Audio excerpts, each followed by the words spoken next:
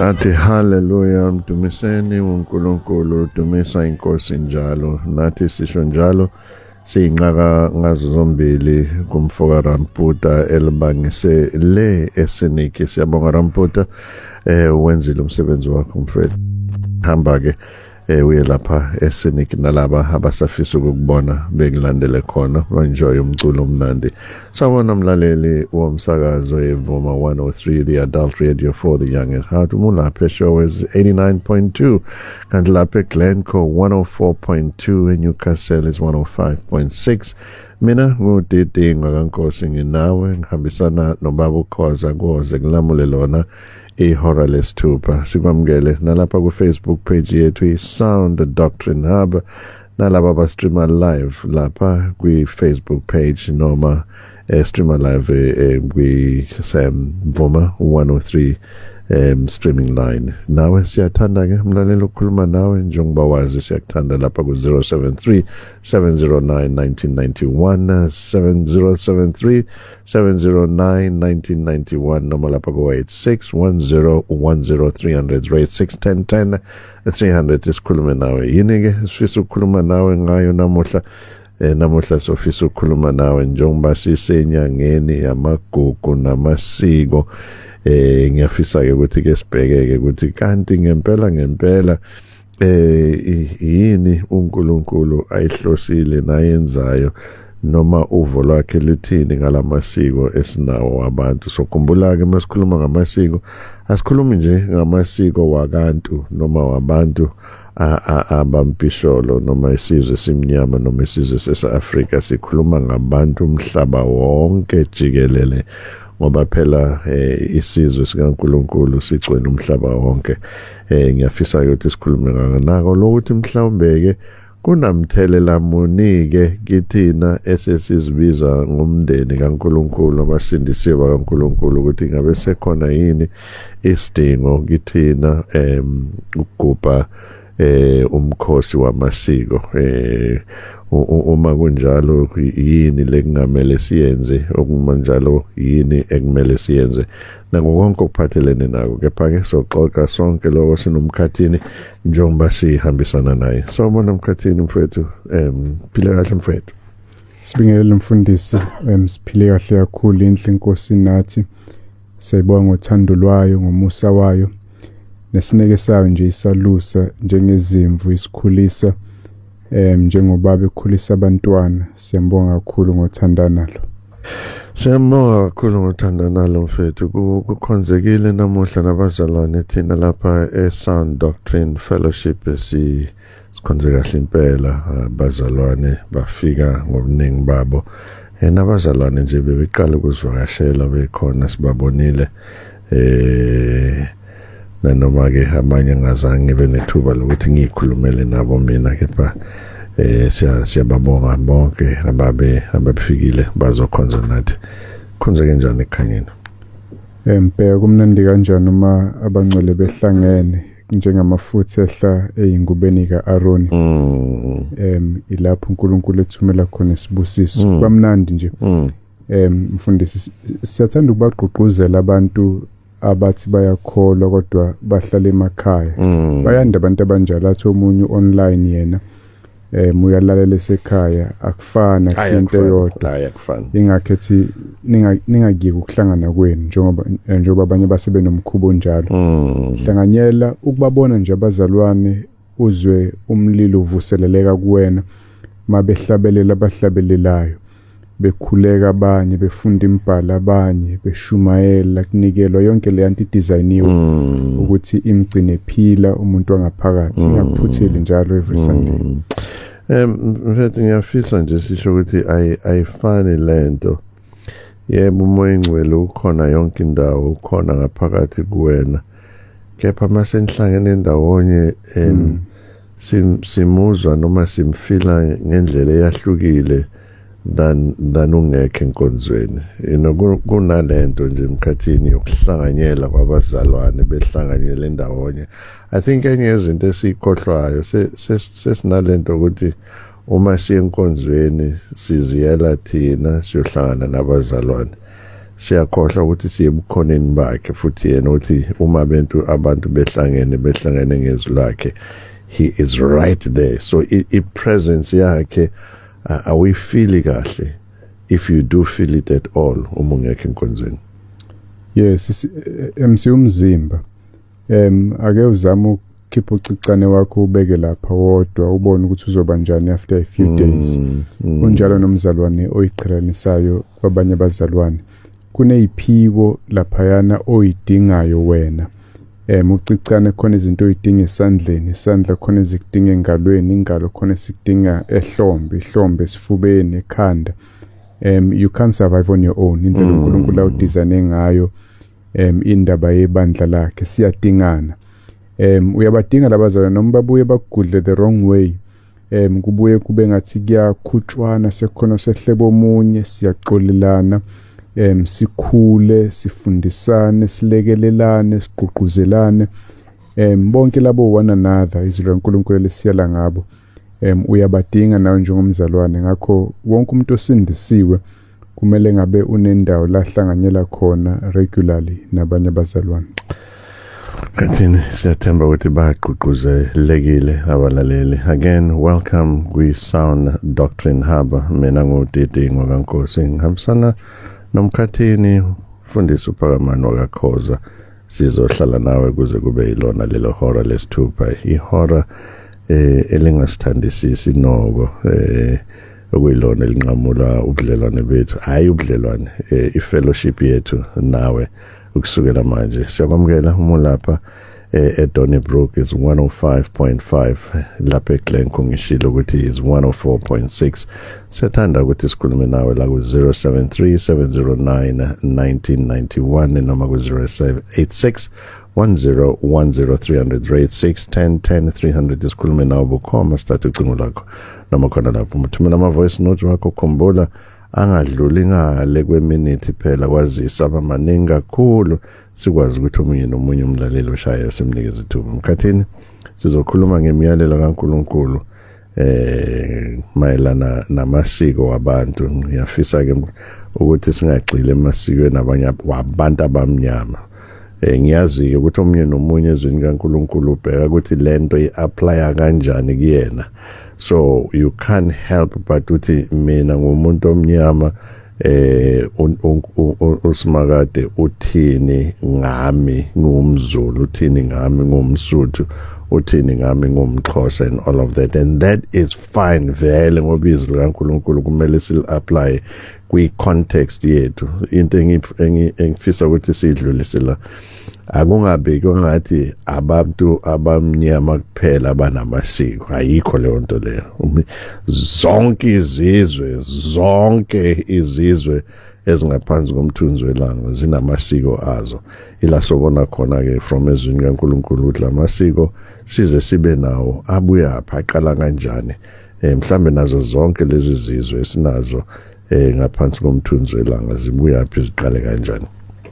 Yapha-ke ngaphambi kokuba sikwenze lowo mkhathini asikhuleke bese sikhumbuzana ngodaba lwenkomfa ikhwezela. Kwazise phela isikhathi siyahamba, siyawathola ama-RSVPs kizo zonke indawo kunama-RSVPs avela kude le koGoli. Abantu sebaconfirma i-attendance yabo, okuyinto esijabulela kakhulu ukuthi hayi cha, uNkulunkulu ngempela uyabathinta abantu bakhe nanoma ngabe bekuphi nendawo. Kuyoba into enhle kangakanani mkhathini abantu babuye kizo zonke inkalo zakuleli, sihlanganyele ebukhoneni kaNkulunkulu, sizovuselelana, sikhwezelele umlilo. Kepha ngaphambi kokuba sikhulume ngawo singaze ngeqa amakhula, asikhuleke mkhathini. Siyakubonga uNkulunkulu wethu ngoba izizwe zonke zavela kuwena, wazenza ngegazi elilodwa lika-Adam beno-Eva. Uyinikezile yona Nkosi ukwahlukahlukana kwazo ngendlela yokubukeka namasiko mpilo. Maningi amahle phakathi kwawo kuzo zonke izizwe reflecta i-image yakho esaselekthina njengabantu. Siyakubonga ngabo bonke lobo buhle. Ezweni nje sakithi siyakubonga ngokwaziswa kwenhlonipho nokuhlonishwa kwabantu abadala. Siyakubonga ngokwaziswa kwemndeni nokuhlobana kwabantu bajwayelana. Into ezinhle, ubuntu nokunakekelana. Kodwa futhi emazweni onke akhona amasiko mpilo angcoliswe inyama nokukhohliswa usathane njengabantu. Siyawakhulekela lawo Nkosi ukuthi usisize sikwazi ukuhlubula kuwona, sikwazi ukwahlukana nawo, siwaflathele, siphenduke kuwona, sikholwe izwi lakho, silandele uKristu Jesu, sigcine imiyalo yakho ezweni lakithi. Size singabi isizwe esinenkani, esingafuna ukulalela uNkulunkulu waso owasidalayo, kodwa sifuna ukuma emasikweni okhokho baso. Uma lawo masiko kuyilenhlobo ephambanayo nezwi lakho. Siyakubonga ngalenyanga yokukhumbula amasiko namagugu nje, iheritage yethu.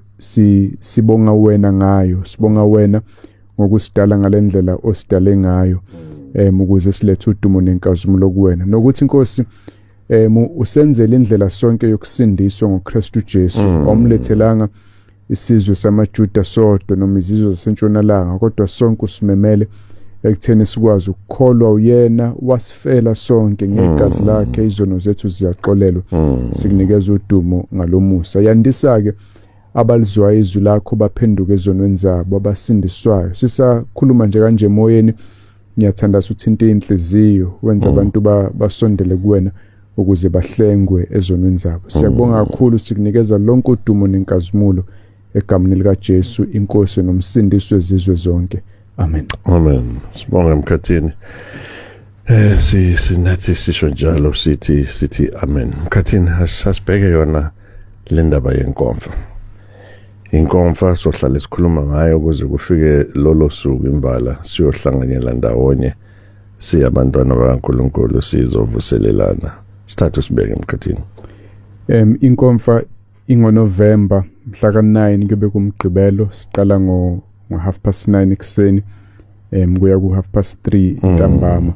So besilapha enumber 8 Harvey Road, maduze nala ekhanyeni ekhonzela khona, kune auditorium ekhona lapho esihlanganela kuyona. Siyanimema ke nonke, ungasithinta nje usazisa ukuthi uyeza, njoba abaningi sebenza. Ayikho imali ekhokhwayo, uyasiphathela nje umnikelo wakho njengokuthanda kwakho, esiyoqoqa ngendlela ejwayelekile eyinkonzweni. Kodwa ke zihleliwe zonke izinto zinilindele. Bakhona befundisi, zobe khona umfundisi uNkosi Shumayela, simeme nomfundisi uMbhele wase Faith Mission lapha endaweni yase Adams. Abantu izwi likaNkulunkulu abayithi mabelibheka balibonisisa impela, sisizakale ngokushumela kwabo, zobe khona.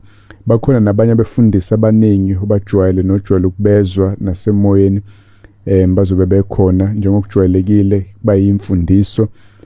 Sibe nesikhathi sokudla ndawonye, matafuna abazwana besilungisele.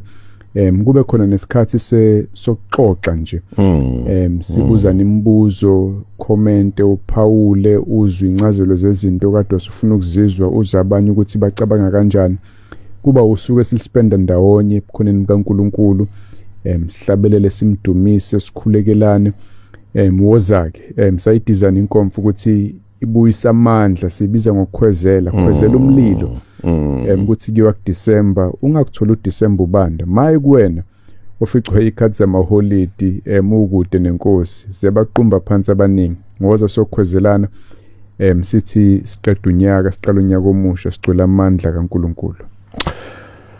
Ngizake mlaleli, Mkhathini, thini ngalaba abanezingane ezincane abafisayo ukuza kodwa awunazi izingane bazozenze kanjani? Woza nabo dado, sibahlelele, bakhona bazobe bebabhekile, ikhona into zokudlala, while thina sibhizi ngaphakathi, babaliwe nabekudleni. So ungabashiyi, ungathi uxakwe umntwana uzukuza naye, oza naye noma kanjani. Ungasithinta kulezi inamba ezizwakalayo makuphela uhlelo, ukuthi usitshele nje ukuthi niza nibangaka ukuze sibe nesibalo esicishe sisondele ezinambeni ezizoba khona. Kuyasisiza masilungiselela. Noma usithinte kule enye ethi 065 965 8538. Siphinda 065 965 8538. Uye lapha kwi-Sound Doctrine Hub Facebook page yethu uzofike uthole khona leyo nombolo yokuthi ukwazi ukuthumela i-RSVP yakho ke usho nokuthi nibangaki ukuze kwazi ke phela ukwazi ukulungisekeleka kulento yokuxoxa mkhathini abantu bavumelekile ukuthi bangabuza imibuzo noma ngabe yini ephathelene nabo empilweni noma kumele bagxile kwisihloko zokukhulunywa ngaso ngalolu suku yini na kule nkomfa yalonyaka siphethe isihloko sibalekile kakhulu sithi funa umbuso kaNkuluNkulu kuqala. Uyamkhumbula uJesu ekhuluma kanjalo ethi kubafundi bakhe ningabe abantu abakhathazeke ngokudla nokugqoka ngenxa ukuthi nabantu abangakholwa ilezo zinto abayifunayo kodwa nina funani kuqala umbuso kaNkuluNkulu nokulunga kwakhe zonke lezi ezinye izinto zizolandela. Sifuna ukubuyisa lowo moya ebandleni wokwazisa izinto ikamoya izinto zombuso kaNkuluNkulu ukuxolelwa kwezono ukuphenduka ezonweni ukukhula ebungcweleni ukusebenzela inkosi ukuyinikela impilo yakho kunalokhu osekujwayele ukhanjiswa phambili emabandleni amaningi kwemali nokuphila emzimbeni nemsebenzi nemshado nabantwana zonke into zasemhlabeni okungesiza izinto ezimbi eziningi zazo ngoba ithe inkosi asokhuleka nokuthi isiphi isinkwa sethu imihla ngemihla kodwa kusisona isinkwa kuphela esifuna kuNkulunkulu. Yamkhumbula uJesu ethethe abantu babemlandela ngenxa ukuthi bembone enza izinkwa wa multiplier no fish manje bathi bhu bayamlandela abayifuni into ayishoyo abayifuni imiyalo yakhe abafuni insindiso nokuphila ngalendlela asho ngayo bafuna nje into zasemhlabeni. Baningi abantu abanjalo emabandleni mesinethemba lokuthi basizakale sibaqwashise nathi ke nje siqhuquzeleke. Kodwa ke kuba isikhathi sakho nje nesikhathi sethu sokuxoxa nanoma ingakupho sokuphatha umbuzo wakho ongasithola isikhathi sokubuza mama comments izinto ohlezi ufuna ukuyixoxa nathi sobe sikhona sinelanga lonke lokuspenda ndawonye soke kuba ithuba nje livulelekile ukuthi sakhane sisizane. Date ithini futhi mkhathini? Mhla ka 9 November kuyobe kumgqibelo kusukela ekseni 9:30 kuya ntambama bo3 siqedile silapha enkabeni yePhindali number 8 Harvey Road lapha ePinetown. Inyanga yami nesonto lami lokuzalwa lelo so ngimina I really look forward ukuthi bona siyahlangana lezi zihlangana impela lezi zinto. Nangu ke usisi uPearl umama Pearl nendodana yakhe uAndile uthi good evening Baba Didi no Baba Khoza, we are ready to learn truths and only heavenly truths from this show. Blessed ever kusho yena usisi Pearl nendodana yakhe uAndile. Sanibonani bafundisi inkosi nomfundisi Mkhathini. Izolo I met someone from childhood wathi ngiyayilalela Sound Doctrine Hub kuyivuma ngizwe igama lakho. So please send out a shout out to Ugugu Kantuli. I'm sure she's listening. Hope one day she will attend our conferences. Kusho umama uMetsi Kamgoma esho njalo. Nawe ke mlaleli ungenze njalo lapha ku 0737091991 noma lapha ku Facebook page yethu Sound Doctrine Hub noma sithathe ucingo lakho bukhoma khona la ku 086 1010 300 086 1010 300. Mkhathini asihlale phezulu kwalo lolu daba. uNkulunkulu udala uAdam noEva. Babuyaphi bonke laba bantu esinabo? SinamaShayina, sinama-Arabhu, sinama-Greek, sinama-Italiane, sinayo yonke inhlungu umuntu umhlaba wonke ugcwele ngabantu abawumfanekiso kaNkulunkulu from uAdam noEva. Bonke laba bantu laba bayizizwe ezahlukahlukene, banamasiko ahlukahlukene, bathi banamasiko awodwa baphinda amanye bazihlukanise babe nesiko mpilo elihlukile ndani isiko lawo wonke umuntu. Sisima kanjani Mkhathini izwi likaNkulunkulu? Hayi nje ngokomlando, hayi futhi ngama-stats nje wasemhlabeni, ngokwezwi likaNkulunkulu. Babuyaphi bonke labantu? Kwizenzo chapter 17 siyayithola impendulo ku verse 26 sithola ukuthi uNkulunkulu wazenza izizwe zonke ngagazi linye ukuba zakhe ebusweni bomhlaba. Zonke izizwe ngegazi elilodwa. Ukhuluma ngoAdam. uNkulunkulu wadala uAdam, wadala uEva, bazala abantwana. Yebo, kwapho kwadingakala ukuthi abantwana babo baganane bebodwa. Ngiyazi lo mbuzo awusali njalo. Kwakusavumelekile lokho ngalezo ikhathi, kodwa uNkulunkulu wahamba kwaba into ayinqabelayo. Ngoba singasekho isidingo siyambona nje inqabela, for example kuLeviticus 18 indaba yokuganana nodwa ekhaya. Kodwa ngaleso sikhathi kwenzeka basabalala abantu bagcwala ke yonke indawo besuka nje kulabo bantu uAdam noEva bonke bedalwe uNkulunkulu. Kwathi ngokuhamba kwezikhathi mabuku Genesis 11 uyathola ukuthi uverse 1 emhlabeni wonke abantu babekhuluma ulimi lunye. Wonke umuntu one language, abantu kungathi bayafana bonke, ungakwazi ukubona ukwahlukana kwama-race ingane kaAdam zonke seyigcwele umhlaba. This is after isikhathi sikhukhula sika Noah, abantu sebe uNoah asaphuma emkhumbini then baqhubeka bazalana. Kodwa ngenxa ukuthi ukubumbana kwabo kwaku against uNkulunkulu, befuna ukuzakhela igama nje nedumela bakha lo wambhoshongo bona okwenziwa kuhambisana nanenkolo ephambene noNkulunkulu. Mawubuka uverse 6 no8 laphana khona kuGenesis 11, uNkulunkulu wathi bheka laba bantu basizwe sinye bakhuluma ulimi lunye. Sizwe sinye sake saba irace eyodwa sonke thina bantu. Sikhuluma one language, asazi kwakuyiphi leyo language. Wathi uNkulunkulu mabenjalo lokhu kuseyisiqalo nje sezinto abazozenza. Manje sebezokwenza noma yini abayimisela ukuyenza. Wozani sehle, uNkulunkulu Baba ekhuluma noNkulunkulu Ndodana noMoya Ongcwele. Wozani sehle siphambanise ulimi lwabo khona bezogcina bengasazwani ukuthi omunye uthini komunye. Usimakade wabahlakaza kanjalo abantu bagcwala umhlaba wonke.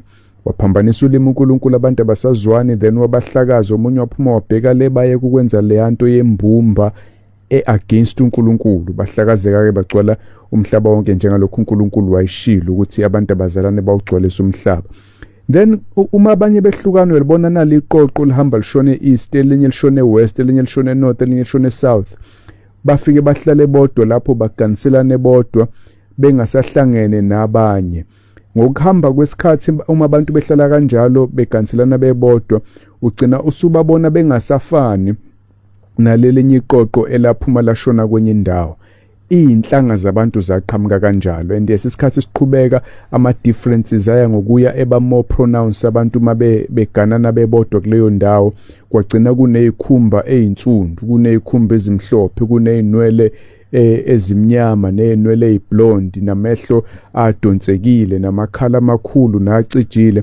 Sagcina sinalezi inhlanga ke sizibonayo namhlanje njoba siphila. Na ngiyafisa mkhathini ukuthi siphinde sikhumbuze umlaleli ukuthi isizwe sikaNkulunkulu besisodwa sikhuluma ilanguage eyodwa. uNkulunkulu wakhipha umlayelo wathi abagcwala umhlaba wonke. Naku la inkinga iqale khona, abafuna ukugcwala umhlaba wonke, number 1.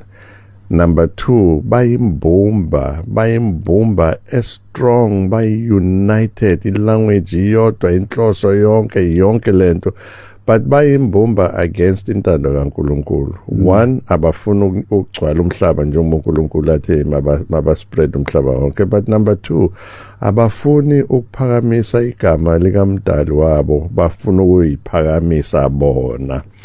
No wonder uNkulunkulu uma sebahlakaza yena ngokwentando yakhe, leyo nto leyo mkhathini ayifuna ukusuka emntwini ukuthi lento befuna ukuzenzela igama for yena ibe njalo.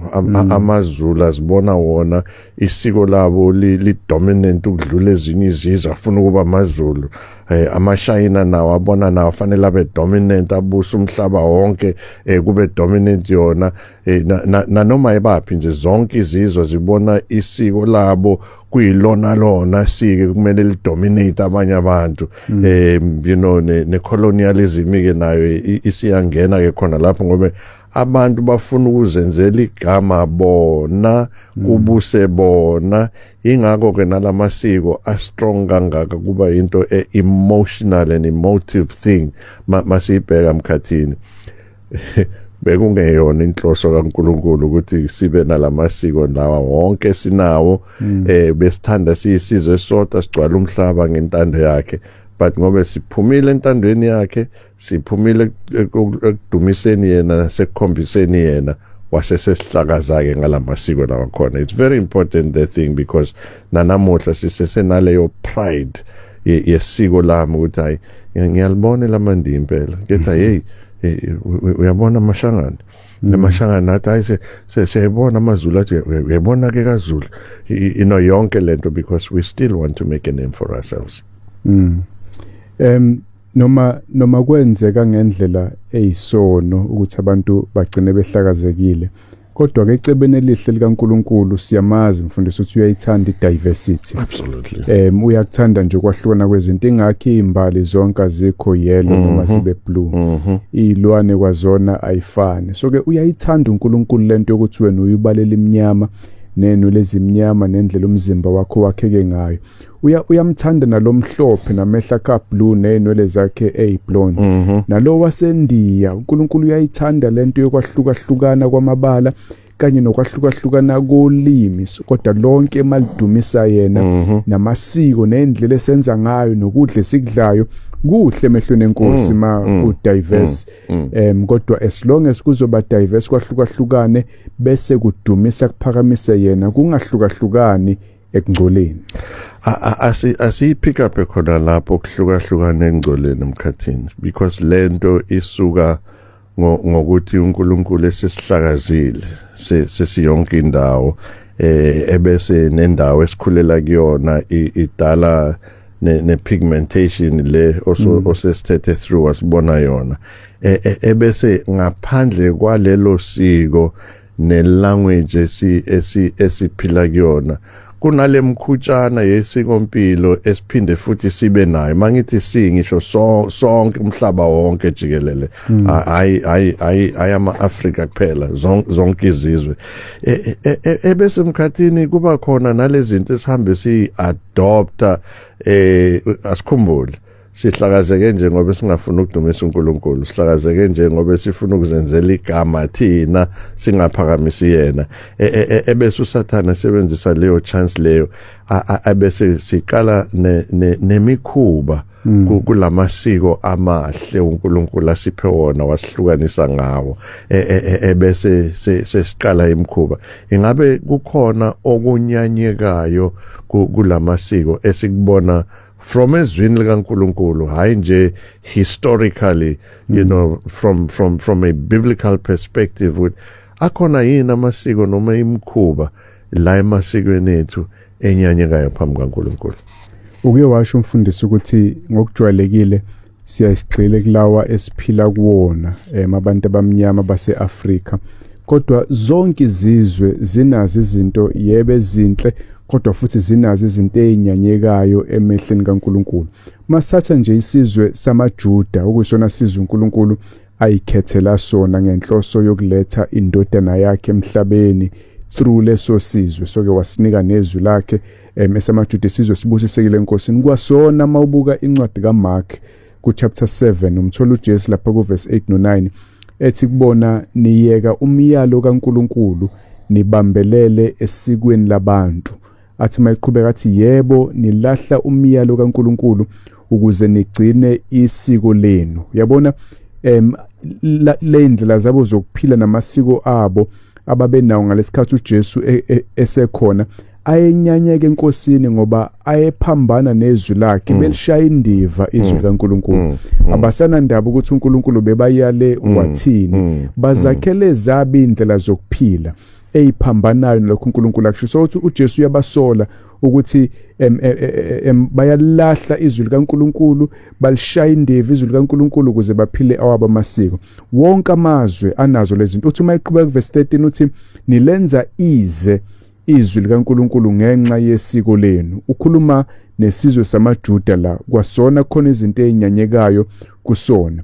zonke izizwe. Mawucabanga abasentshonalanga noma singazungena emavesini, ungabala ukuthi abaningi babo bazisa imali, bazisa ukuyiphakamisa phezulu kwezinye izizwe, baphathe ngendluzula, bayicindezele just because uNkulunkulu ebabusisile banemali eningi, bese bayayiqhayisa kakhulu impakamo emkulezi izizwe zasentshonalanga ngenxa yengcebo yazo iyichilo phambi kaNkulunkulu noma kuyinto ejwayelekile eyisiko labo. Nathi njengabantu abamnyama zikhona izinto uNkulunkulu angayithandi kuthina. Angeke sikushalazele mfundisi ukuthi le ndlela abantu abaningi bakithi abaphila ngayo, abakhuliswa ngayo, yokwazisa abantu abangasekho bathembele ezihlotsheni zabo esezashona, yimbi kuNkulunkulu. Iyenyanyeke enkosini, ivusela inkosi isikhwele ngoba ifuna kuthenjwe yona, singathembeli kokhokho bethu asebadlula emhlabeni. Uthi for example kuDeuteronomy chapter 18 mabuka nje verse 10 kuya 13, ufika athi makungafunyanwa umuntu phakathi kwenu ongumbhuli, uma ngikhetha izinto zokuyibala la, ohlola imhlola, othinta imoya yabangasekho, nobiza akhuphula imoya yabadlozi. Yilona lowo wenza lezo zinto uyisinengiso kusimakade, mawungabi nacala kusimakade uNkulunkulu wakho. So zonke izizwe nezinto eziphambana ngazo nentando kaNkulunkulu, nathi njengabantu abamnyama ziba khona izinto ezinjalo. uNkulunkulu uyasithanda njengesizwe, usibumbile, uyakuthanda ukuba unique kwethu, uyayithanda indlela zethu ezihlanzekile, kodwa uyafuna sisuke kulezi eyisenza sibe necala phambi kwakhe njengalento yokuthembela kubantu asebeshonile. Asistress lento. uNkulunkulu akakhulumi nabantu abamnyama kuphela la, ube address amaJuda isizwe sakhe. Now asiphinde futhi lento la ukhuluma nabantu abadalwe ngomfanekiso wakhe, futhi ukhuluma nabantu abangaphansi kwesivumelwano sakhe, abawumndeni wakhe. Now ithini lento mkhathini namuhla? Ithi umuntu umesekhethe ukulandela uKristu, asindiswe, akhethe ukuthethelelwa izono zakhe, akhethe ukuvuselela ubudlelwane bakhe noNkulunkulu ngoJesu Kristu, akabalekelane nalezi zinto. Now ngiyazi ukuthi kunabantu abakwenza kokubili lokho, whether ukwenza kodwa noma uyaxuba nobuKristu phambi kwaNkulunkulu kuyenyanyeka, but kunyanyeka kakhulu kuNkulunkulu uma uzibiza ngomntwana wakhe, uzibiza ngomndeni wakhe. Asisho nje ukuthi akekho ubaba nenhloko yekhaya noma umama, uma ngabe kuyena inhloko yekhaya ubaba kasekho, ozofuna izingane zala ekhaya ziyophila impilo yakwamakhelwane. Zila ekhaya zibizwa ngesibongo sala ekhaya, kepha bafuna ukwenza balalela ubaba wase next door noma balalela umama wase next door noma wakweminye imizi. Imhlukumeza kakhulu baba noma umama lento.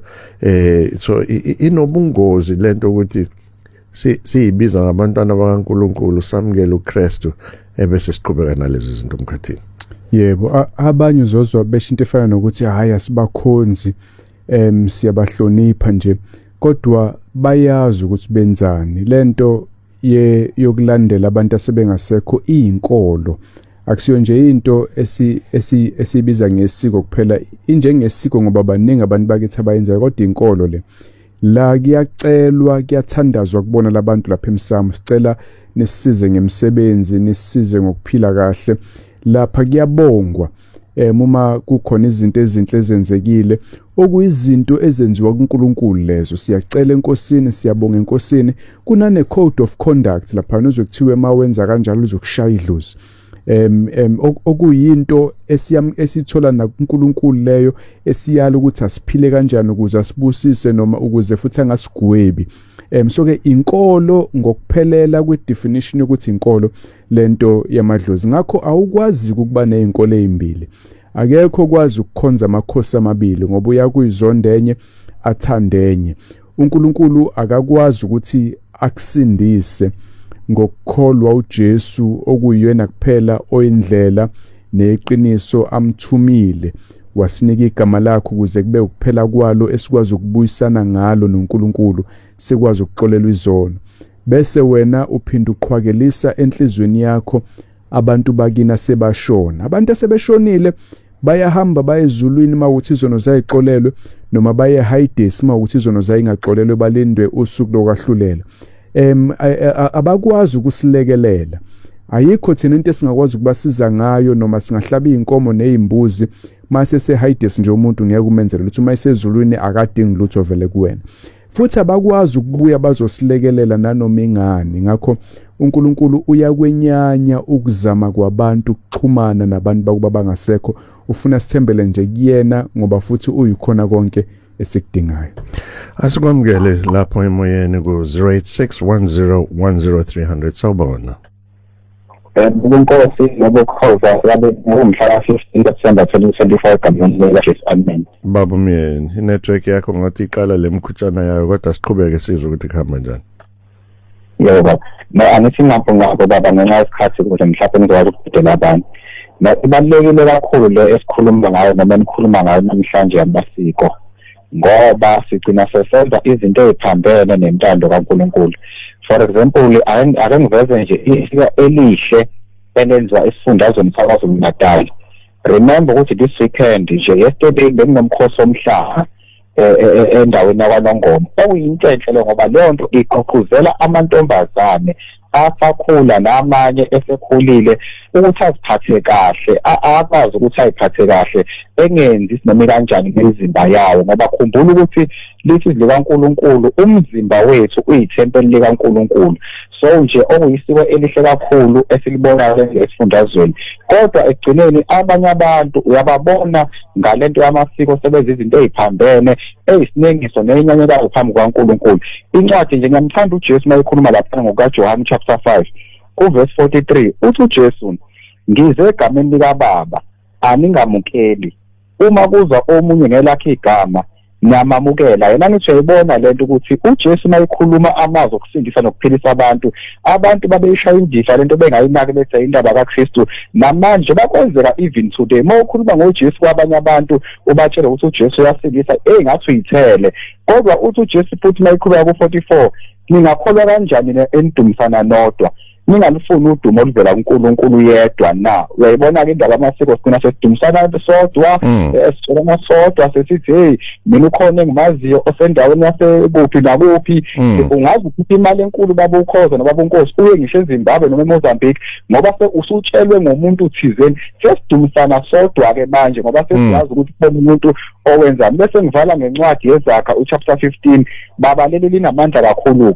Uchapter 15 verse 24 uthi kohlakaniphileyo indlela yokuphila iyaphezulu ukuba dede endaweni yabafileyo phansi. Ulizwe kahle baba lebizwe, kohlakaniphileyo indlela yokuphila iyaphezulu ukuba dede endaweni yabafileyo phansi. Liqedile baba izwi likaNkulunkulu. Ngiyabonga.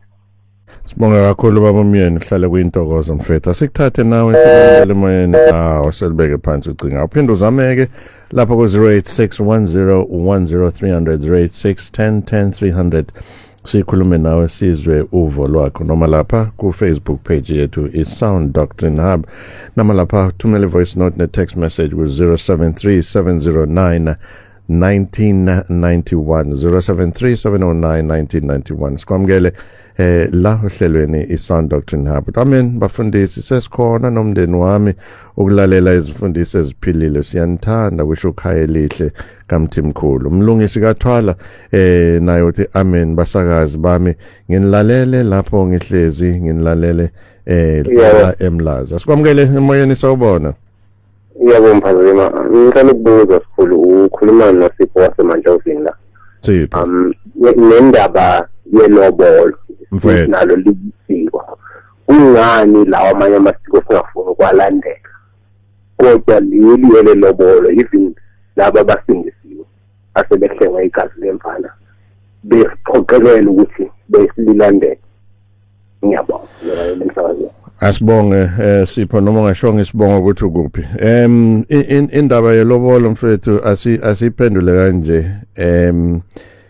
ilobolo siyawabona ama-example amaningi eBhayibhelini welobolo futhi abonakala ngezindlela ezahlukahlukene. Kepha-ke akukho la uNkulunkulu ephoqa zonke izizwe ukuthi azikhiphe ilobolo. Awubheke nje u-Adam akakhokhanga nesenti kuNkulunkulu ukuthi athathe u-Eva njengonkosikazi wakhe. So kusho ukuthi uyakwazi ukushada ungalobolile. Now angiphinde uyakwazi ukushada ungalobolile because akukho la uNkulunkulu athi umuntu angaloboli nomuntu alobole khona.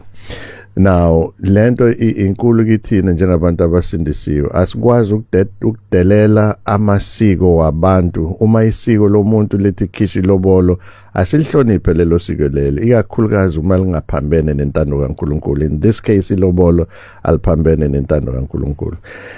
Sibona uJakobe eyolo umfana lo ubani lo uIsaka uJakobe ethumela uIsaka ubaba wakhe Abraham ethumela abantu ukuthi bayolobolela uIsaka. Bahamba nezipho, bahamba negolide nezinto azonikeza lo ntombazane ayomshada aphinda anikeze nabakubo, okuyisayini yelobola lelo. Siyalibona ilobola, sibona ilobola linye ngendlela efani engajwayelekile.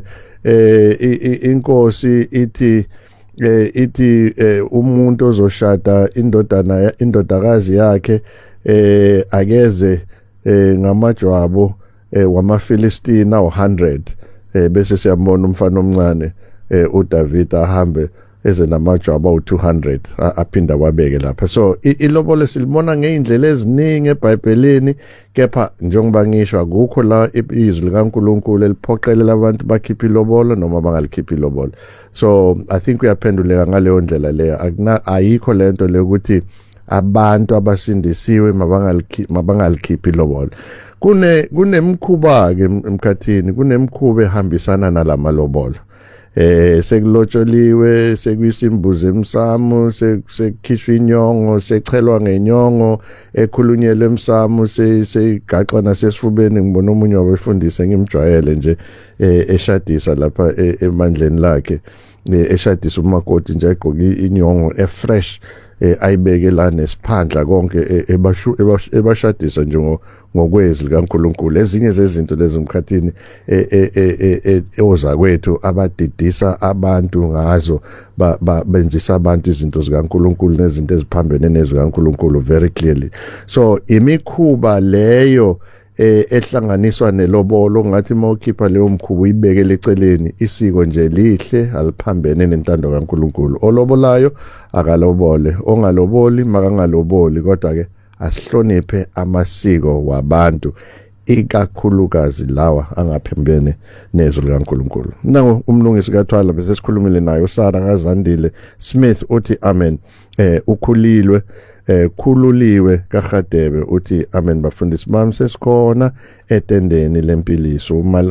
Meiki Lance uthi amen. Zinceko zenkosi sikalelekile, sibulela ukugcinwa, sizafunda sikhule ezwini. Nomathemba kaNcimalo uthi amen. Bafundisi sesikhona, silalele imfundiso eziphilile, uThixo abe nani anigcwalise ngomoya oyingcwele. Nangomunye sikwamukele emoyeni ku-08610100300. Sawubona. Sawubona. Nkosi yami, sikhuluma nobani kophi? Ngicela ngingadisho. Kulungile mfethu, ngaba anonymous noma ube anonymous kuwena? Yebo. Ngiyaniswa bobaba.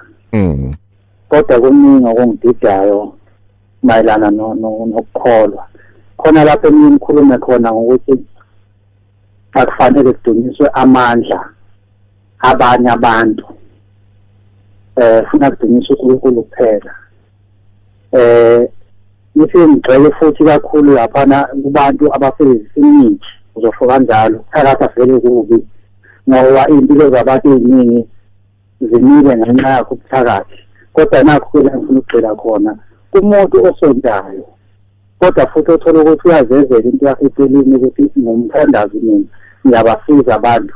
Ngempela amawili lapha kwenzela umuntu lokho akwenzela khona wasizakala ngokuthola umsebenzi noma lokho obukade kuyele kwenzeka yini into wrong lapho. Uzolalela emoyeni? Yebo ngizolalela emoyeni. Kulungile mfethu. There is everything wrong ngale part yakho yokugcina uyishilo. There's everything wrong because uNkulunkulu ezwini lakhe lapha encwadini kaIsaya uthakaza ushare udumo lakhe na anyone. So uma ngabe yonke into idumisa umuntu ingadumisa uNkulunkulu, there's everything wrong ngaloko. uNkulunkulu nesikhwele futhi akakufihli lokho ukuthi unesikhwele. Asibile emuva sikhulume ngale ndaba yemithi. There is nothing wrong ngemithi, angiphinde. There is nothing wrong ngemithi. Imithi idale uNkulunkulu, imithi iorganic ayinalutho. Umuntu owazi ukuthi lesa sihlahla noma lela xolo lilapha isisu lokhu kulapha lokho akathatha ixolo lakhe agcobe abhoyile noma wenzela umzala noma wenzela ubani noma ugogo or umama ubafundisile ukuthi lela hlathi lela noma lela gxobo lenza lokho. There's absolutely nothing wrong ngemithi. Naku la imithi ifike ibe wrong khona. Ile mithi ekhishwa abantu bathi imithi ikhishwa abantu abadala. Now there's everything wrong ngayo. There's nothing wrong uma wena uzenzela. There's everything wrong. Le mithi mayikhishwa izangoma njengoba sibonile encwadini kaDeuteronomy chapter 18 uNkulunkulu uthi masingasondelani nalowo. Suka nje ungayi kumbhuli, ungayi kumuntu ohlolayo, ungayi kumuntu othinta imimoya yabangasekho nobiza akhiphe imimoya yamadlozi. Leyo mithi mayiza ngaleyo ndlela leyo seyingcolile, ingcoliswe yileso senzo leso. But umuthi wona as a whole uwona nje ugeneral organic, there's absolutely nothing wrong ngalo. Asikaze ke la kulelo hlelo sigceke imithi, sikaze sigceke because mesigceke imithi sigceke izinto into indalo kaNkulunkulu esigcekayo sixaka laba abese bengcolisa indalo kaNkulunkulu ukuze bona bathole udumo njengobusha egcineni ukuthi umthandazo usize umthandazo and all of that, as if impilo yakho isesandleni sikamthandazo, impilo isesandleni sikaNkulunkulu. So there's everything wrong ngalokho. Asikwamukele emoyeni sawubona. Ngibingelele baba bami egameni leNkosi yethu Jesu Kristu. Amen. Ngicela usicishele umsakazo noma uphume kule room enomsakazo kune feedback mfethu embi nje. Yebo baba, singixoshele. Khuluma nobani kuphi? Ngikhuluma noSiphiwe wakangcobo kaJemlas. Mapholo. Khuluma baba. Yebo baba, ngoba baba benginombuzo la ngoba mangibheka lana ezwini uJohane wokuqala isahluko 2 uverse 15. Ethi lapho ningathandi izwe nezinto ezisezweni. Uma umuntu ethanda izwe, uthando lukayise alukho kuye. Kepha baba lana uthola ukuthi siyabona lana ukuthi emabandleni amaningi uthola ukuthi baba kuhanjwa ngekhalenda lezo. Kumanje nje na baba njengoba abantu begubha amagugu abo akhona lana emhlabeni. So uthola nabazalwane nabo sebehamba ngayo leyo ndlela. So baba bengicela ukubuza lapho ukuthi usilungele imithini esesibaba abantwana bakaNkulunkulu ukuthi sihambe ngayo leyo ndlela, ukuthi ngase sithathe lona iBhayibheli lezo silifake phakathi endlini kaNkulunkulu linje ngoba linjalo. Ngiyabonga baba bami nibe nesolo. Mapholoba ukuphendula umkhathini akasala phendula nalo. Amen baba bami, ngicela ukuphuma esihlokweni. Kulungile yini singomama siye enkonzweni singashuqule emakhanda noma ukufaka iweave ekhanda kuchaza ukuthi ushuqule yini? And then athi nokufaka ibhlukwe enkonzweni kubukeka kanjani phambi kwaNkulunkulu? All right, okay. Mkhathini asibaphendule bonke labo mkhathini. Ukhona ivesi elisizayo kulembuzo efana nale lapha ku 1 Peter chapter 2 uverse 13 othi thobelani bonke abantu abaseyikhundleni ngenxa yenkosi, noma ngabe yinkosi njengalokhu isesikhundleni, noma ngabe ababusi njengoba bethunywe yiyo ukuba bajezise abenze okubi. Ilikhona nelinye ifana nalo elifundisa ukuthi simele ukuthobela izimiso zabantu ngenxa yenkosi. uNkulunkulu akafuni abazalwane babe nje amavukela mbuso namahlongandlebe okungahlaleki nawo. kuRomans 12 futhi makudependa kuthina asihlale ngokuthula nabantu bonke. asilwe nayo yonke into thina abantu abasindisiwe, asive somakhelwane abamnandi busisiwe umuntu nomakhelwane osindisiwe. Naseyindaweni zokusebenza we are top employees thina ngoba sithobele abantu abasiphethe, sizakhamuzi eziuthobelayo uhulumeni, siyawathobela amakhosi nezinduna eindaweni zakithi. Asixabani nabantu isidingo singekho, silwa kuphela uma abantu bephambana nezwi likaNkulunkulu nomyalo wenkosi. Ngakho into enjengelobolo siyayenza mayenziwe, ma bethanda kushuqulwe kusikileyo ndawo kushuqulwayo, noma umakoti osindisiwe eganele emzini uyashuqula umakoti ayikhinkinga.